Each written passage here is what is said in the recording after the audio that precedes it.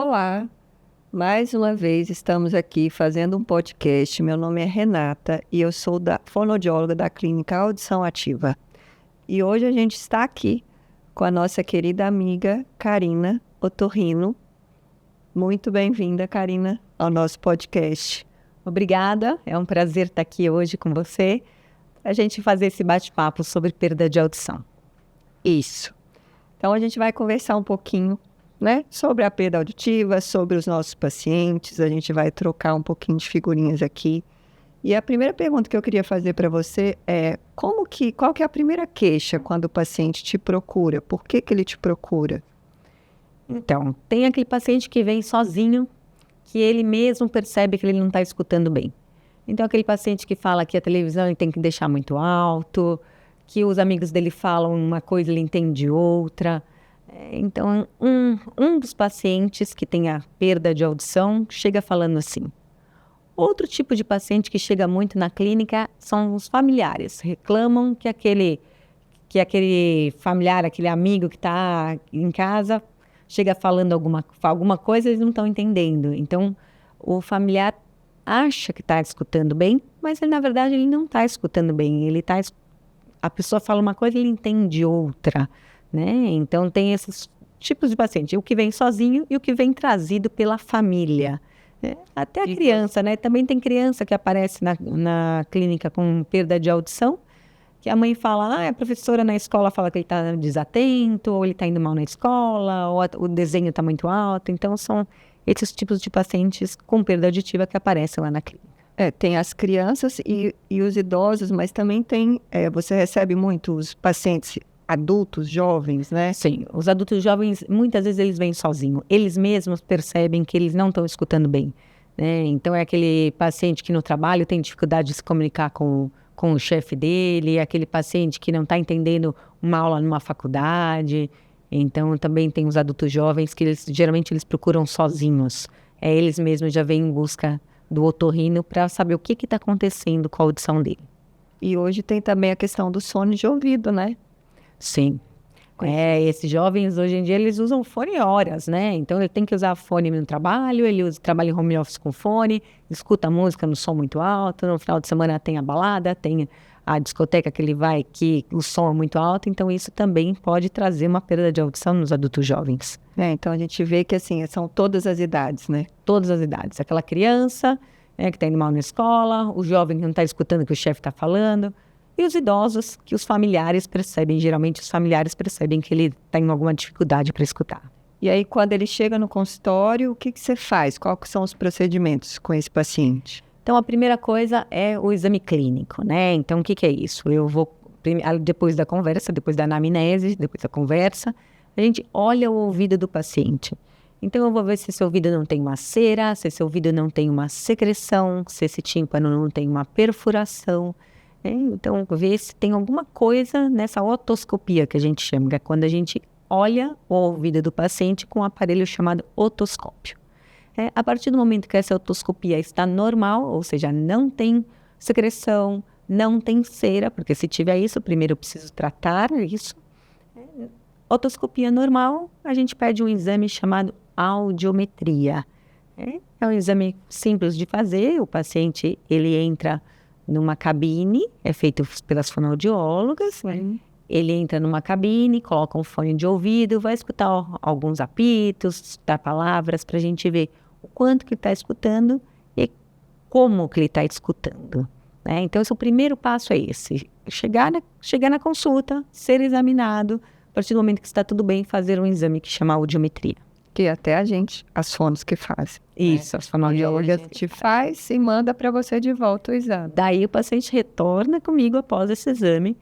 Daí esse exame é um gráfico, né? Então, pelo gráfico, a gente sabe o tipo de perda de audição que esse paciente tem. Se o paciente tem uma perda de audição por uma inflamação, por um catarro que ficou atrás do ouvido, devido a uma gripe forte, devido a uma sinusite mal curada, aí a gente tem que tratar.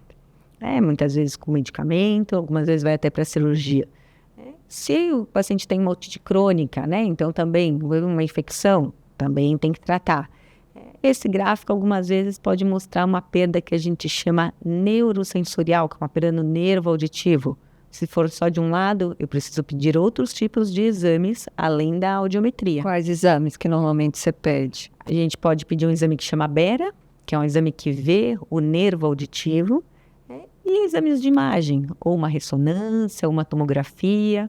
Cada caso é um caso. Que não é muito comum, né? A gente ter uma perda só de um lado, né? Não. Normalmente são dos dois, né? É isso, se aquele paciente está exposto ao ruído, então se o paciente, esse que a gente acabou de falar, o adulto jovem que usa fone de ouvido, ele tem que ter a perda dos dois lados, né? Aquele paciente que trabalhou muitos anos com ruído, a perda está dos dois lados. O idoso, a perda está dos dois lados. Questão familiar também, né? Aquela hereditária, que já tem na família.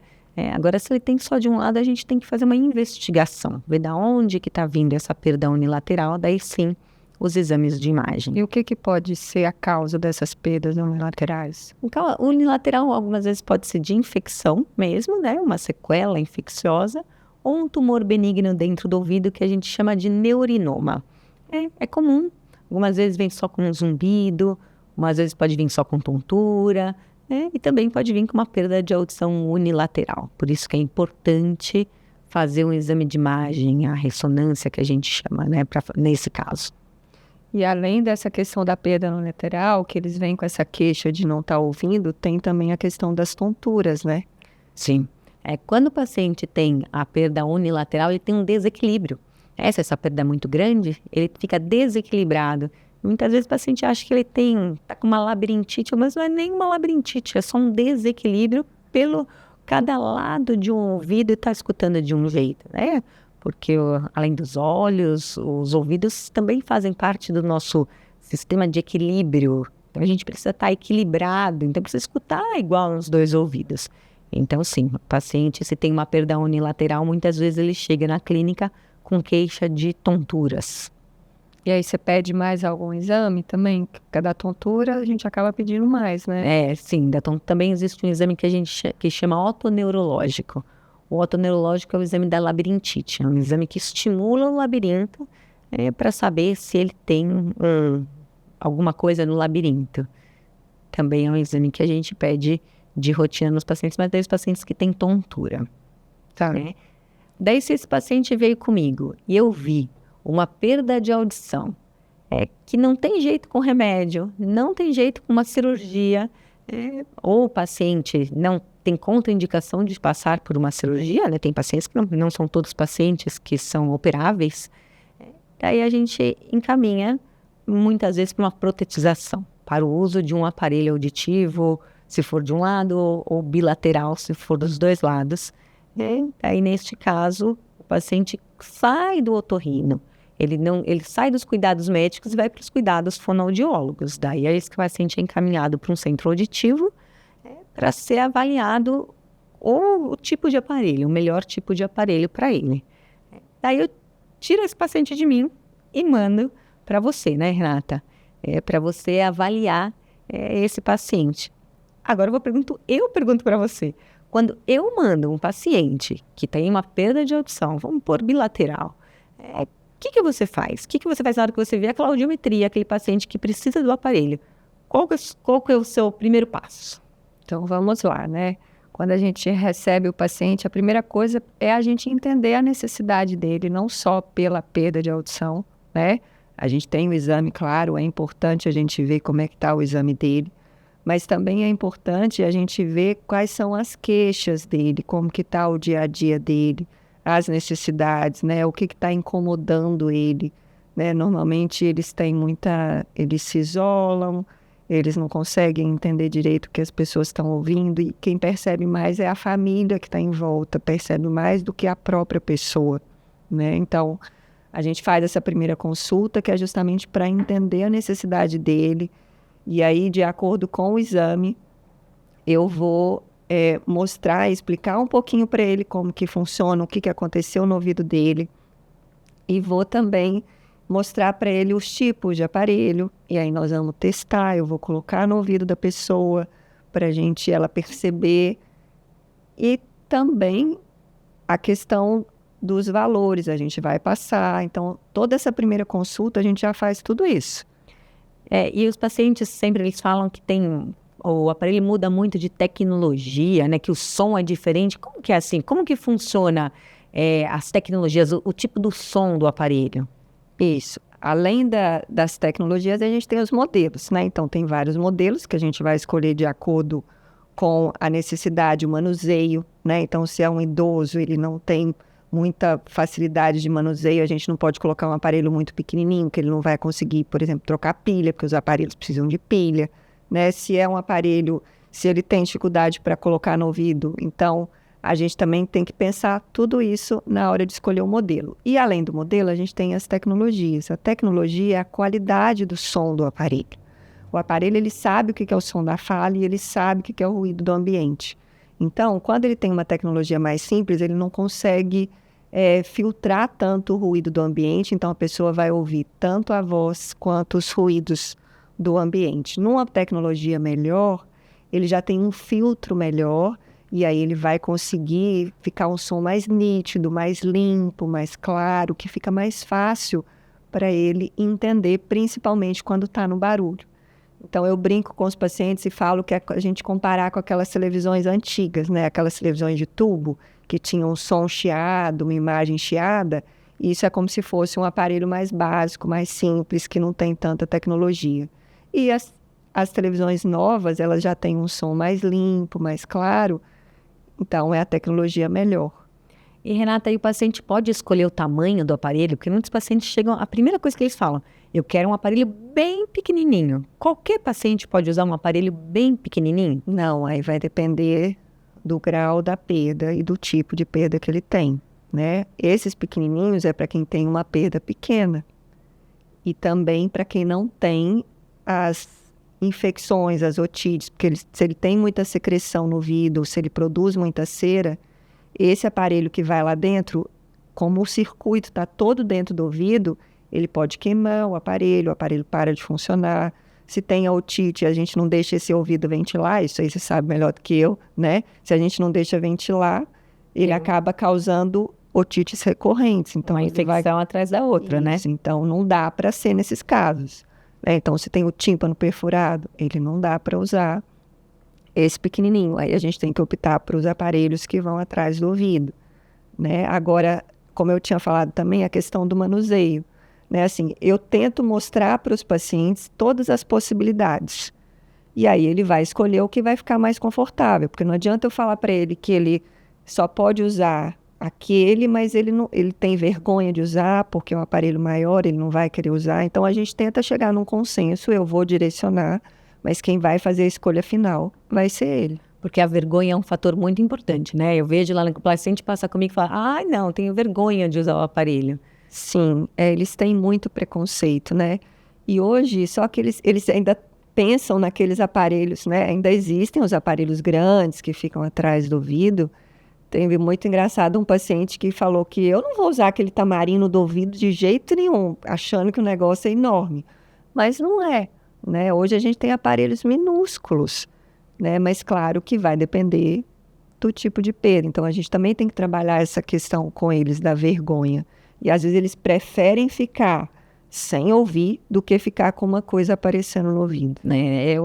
É a discriminação, né? Eles têm medo também da discriminação dos amigos que usam o aparelho.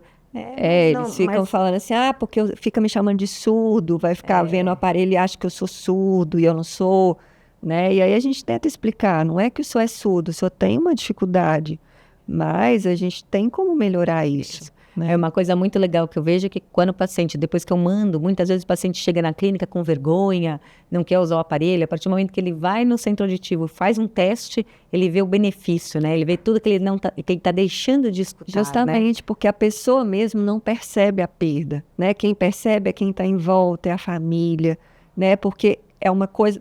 Claro, tem a surdez súbita, né? Que a pessoa perde de uma hora para outra, mas... Normalmente é uma coisa gradativa, então principalmente os idosos, que, né, ele não vai percebendo. Aí a família reclama que ele está aumentando a televisão, só que ele não percebe que o volume está alto, ele começa às vezes a falar mais alto, né, ele acha que o povo está lá falando, ele não entende o que as pessoas estão falando, eles acham que eles estão falando mal dele. Né? E uma coisa que eu sempre falo para o paciente, que desde que ele tem a perda leve, ele já tem que tratar. Com certeza. Porque isso vai evoluir.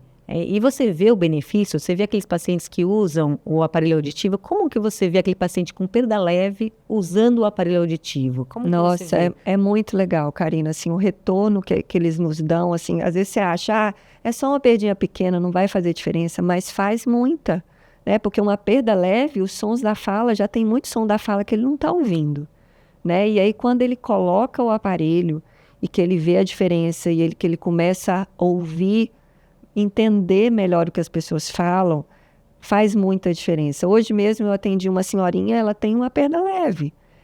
E ela falando que ela adora viajar. E ela deixou de viajar com a família porque ela simplesmente não consegue entender o que as pessoas estão falando. Aí ela fica com vergonha, ela não viaja mais. Né? E quando ela colocou o aparelho, ela achou maravilhoso. Porque ela conseguiu ouvir um monte de coisa que ela não estava ouvindo antes.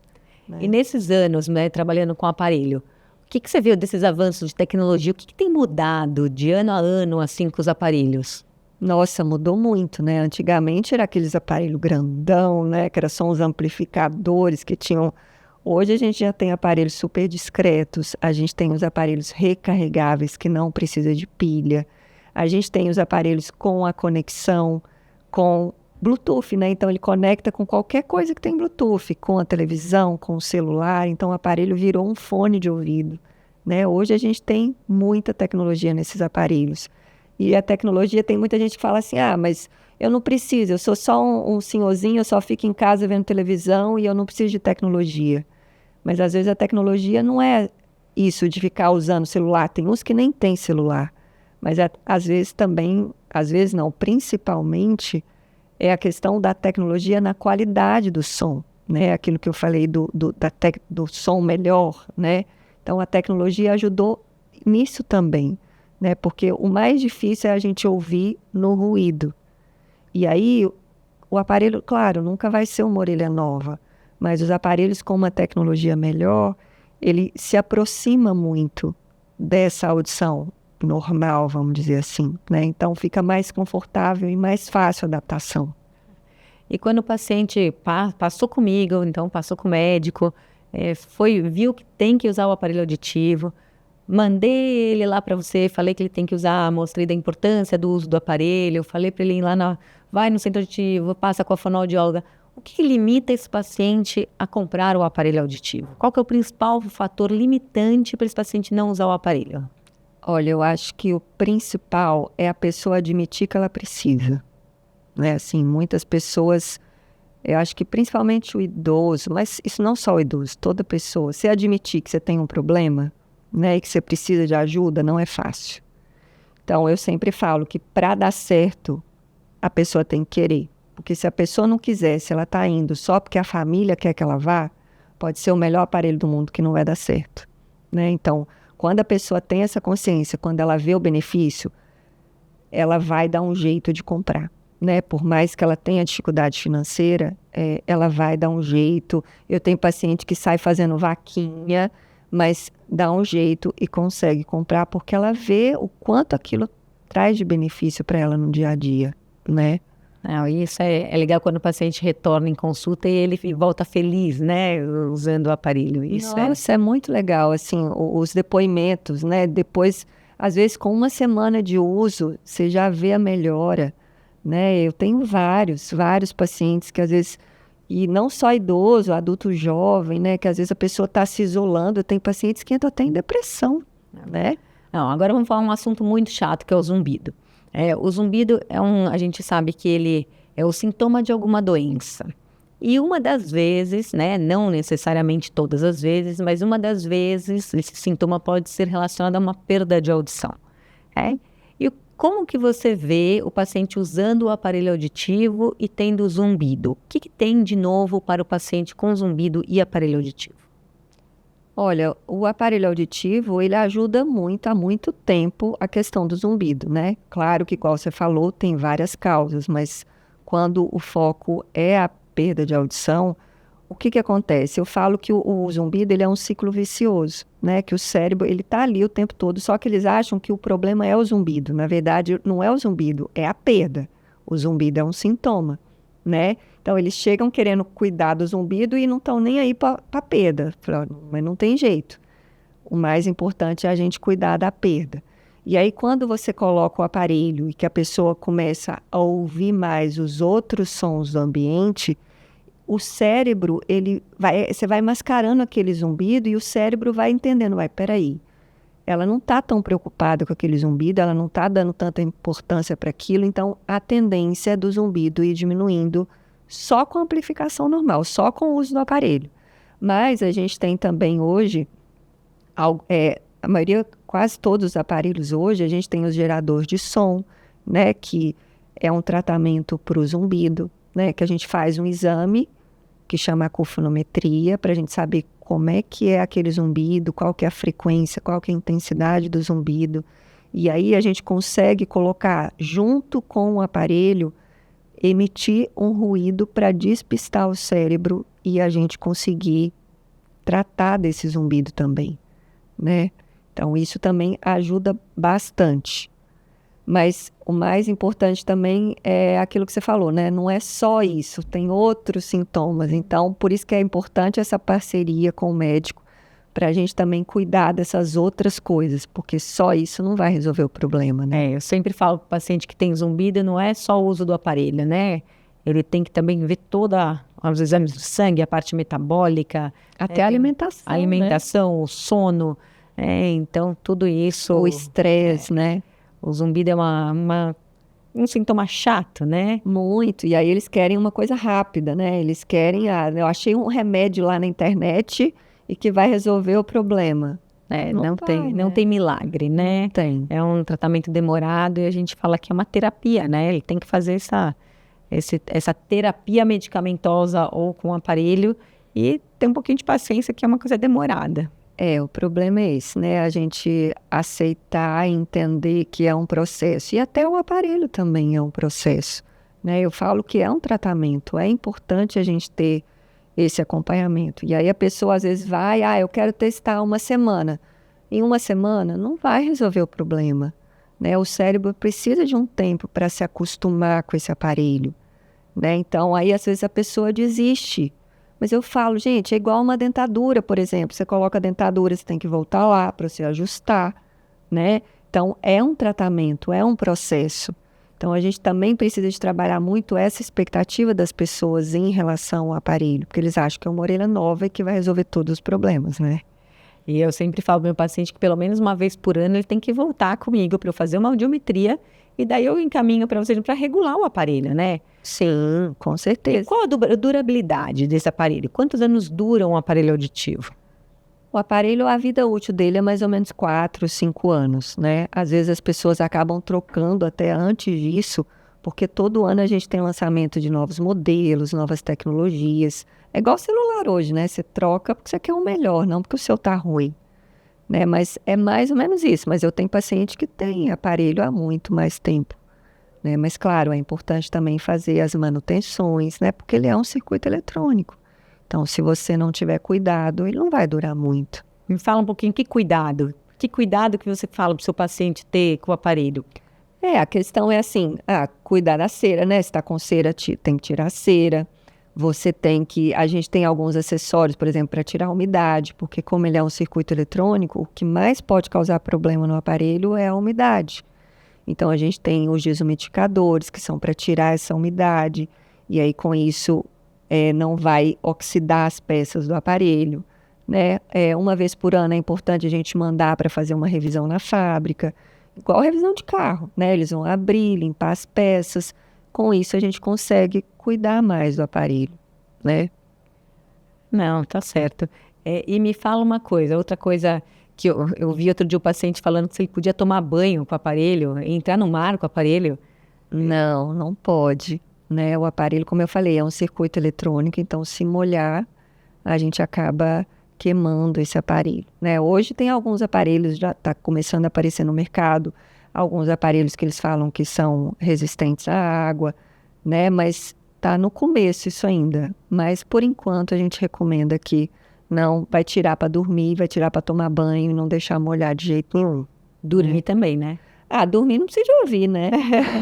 E por que muitas vezes os cachorros comem os aparelhos? Porque vira e mexe, o cachorro comeu, o cachorro comeu. É comum isso, não é, Renata? É muito, eu tenho vários pacientes, mas aí eu falo que a culpa é deles, porque eles não estão tomando cuidado com o aparelho, porque tem o estojinho, tem o lugar certinho de guardar, só que aí eles tiram o aparelho, deixam em qualquer lugar, se ele não desliga o aparelho fica lá apitando, e aí o cachorro ouve mais do que a gente. Ele ouve aquele apito e ele vai lá e come, porque chamou a atenção dele. Como se fosse né? um brinquedinho, É um né? brinquedinho, ele vê aquilo lá, então eu xingo os pacientes, falo, isso é falta de cuidado, por que você não guardou direitinho lá no lugar onde tinha que ficar, né? Então, isso aí é mais falta de cuidado mesmo.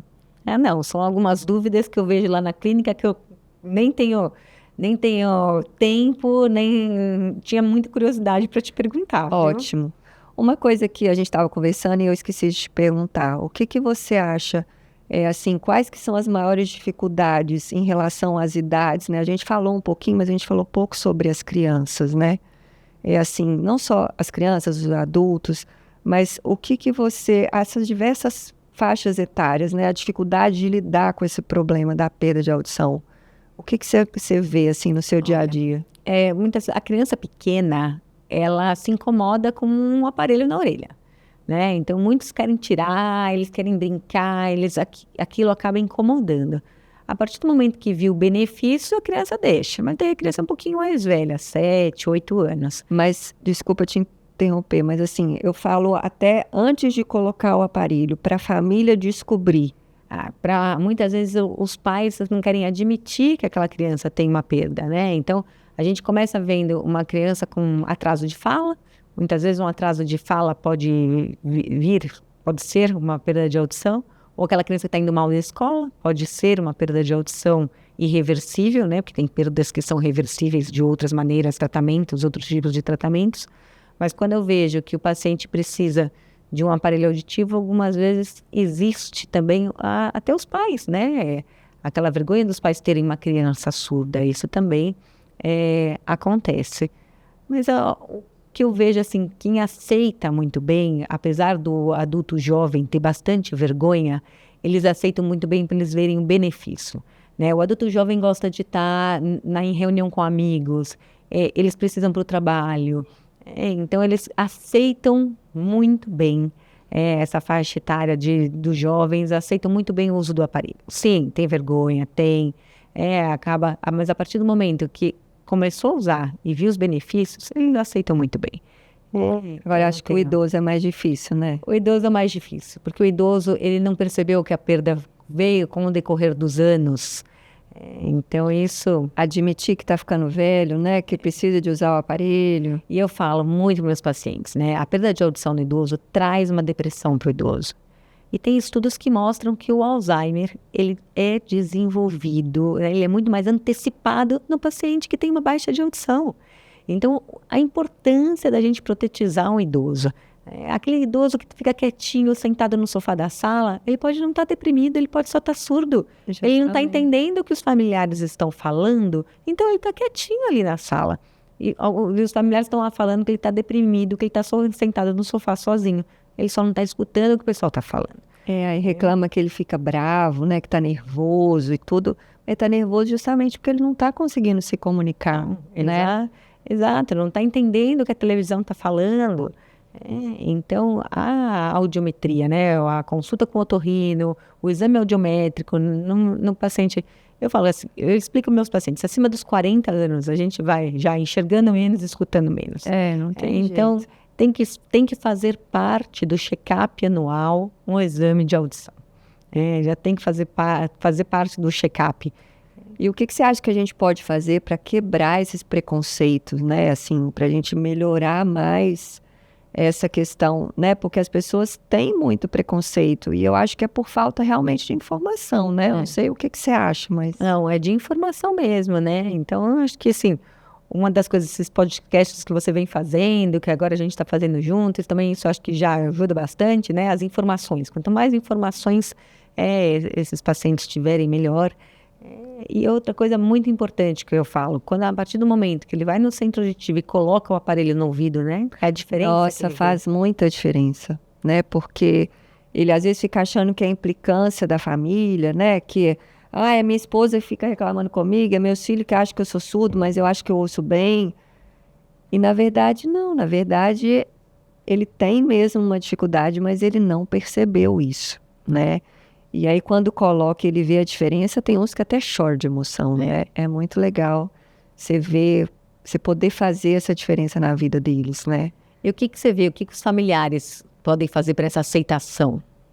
Nossa, eu acho que os familiares são tudo.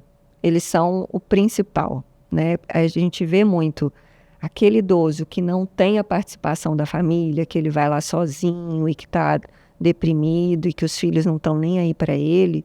Ele fala assim, doutora, para que eu vou colocar isso? Eu já estou morrendo mesmo, não tenho mais nada para fazer. Já está sozinho, né? Já está sozinho, então para ele não faz falta. Se ele ouvir, se ele não ouvir, não vai fazer diferença.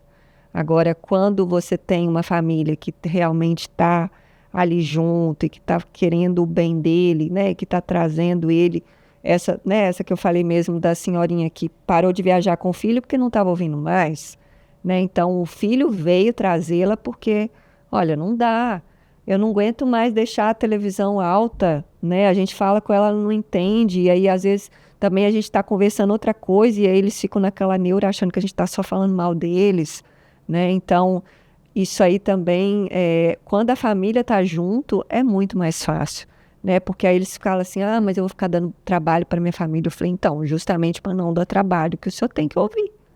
Porque se não ouvir, vai se isolar cada vez mais, né? Então, eu acho que a família é tudo. Ela ajuda. Até na clínica também eu vejo muito isso. Quando o familiar traz, isso já ajuda bastante mesmo. E não só no idoso, né? Acho que em qualquer idade.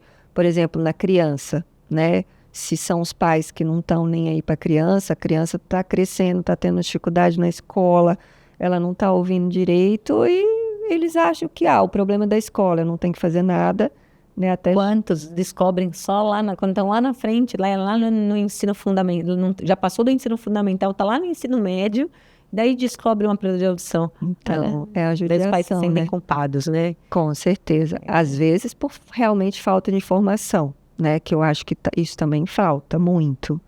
A informação nas escolas, né? Na sociedade como um todo. Ainda tem muito preconceito, né? Mas faz toda a diferença, né? Quando a gente tem... com certeza. Eu acho que agora está começando, viu, Renata? Tem escolas que a partir do momento que a criança entra no primeiro ano do Fundamental 1, é obrigatório fazer uma audiometria. Olha que então, legal. Aquela criança que tem 6 anos e meio, 7 anos, as escolas já estão obrigando. Tá certo, tem que fazer mesmo. Isso tinha que ser geral, né? Tinha que ser em todas as escolas. E a gente vê com essas outras, né? Quantos autistas tem também, que às vezes ele tem um autismo e também tem uma perda de audição, e isso como interfere, né? Isso acaba prejudicando eles também, né? No dia a dia e no aprendizado até. No aprendizado, né? claro. Que é o mais importante, né? Bem, Karina, o que você queria deixar aqui, um recado para nós, né? De alguma sugestão, o que você colocar aí para os familiares, né? O que você sugere para eles? Eu acho que o principal, se você tem um amigo, se você tem alguém na sua família que não acha que eles não estão escutando bem, procurar uma ajuda médica para a gente fazer o melhor, né? Nós estamos aqui para ajudar. Então é isso. Se você vê um amigo, ou tem alguém na família que acha que não está escutando, levar ele no otorrino primeiro, para fazer uma avaliação, para ver qual que é o motivo, né, dessa perda de audição, dessa dificuldade de entender. E qual que é a visão que você tem dos otorrinos hoje, né? Assim, como que você acha que eles têm essa visão sobre os aparelhos? Infelizmente tem colegas que não têm muito conhecimento, né? A gente vê perda de audição unilateral não protetizável. E quantos estudos mostram que a perda de audição unilateral é protetizável, sim. Precisa, não é porque ele tem um ouvido bom que o outro ele não vai escutar. Então, a gente tem que escutar os dois lados. Então, a gente vê muito isso. O principal que eu vejo é essa perda de audição unilateral não protetizada, que que eu mostro para o paciente, muitas vezes até eu mando artigos comprovando que a perda de audição unilateral é protetizável, e a perda de audição leve, né? Aquela perda de audição leve para que não piore, para que não avance, também os estudos mostram que ela precisa ser protetizável. Em questão do implante coclear, você tem muita experiência? Eu não tenho muita experiência, isso daí a gente deixa mais para o pessoal que trabalha na parte do SUS, com perda de audição mais profunda. Não tenho muita experiência nisso, mas eu encaminho. São pacientes que muitas vezes eles têm uma perda que o aparelho auditivo não funciona. Quando o aparelho auditivo não funciona, daí existe os implantes cocleares, mas eu não tenho muita experiência nessa parte. Tá certo. Bem, eu queria agradecer muito, né, por você estar aqui, por ter tirado um tempo seu, né, para vir aqui. Agradeço todo mundo por estar aqui com a gente mais uma vez, né? Espero poder encontrar com vocês mais vezes. E um abraço. Muito obrigada. Eu que agradeço a oportunidade de estar aqui.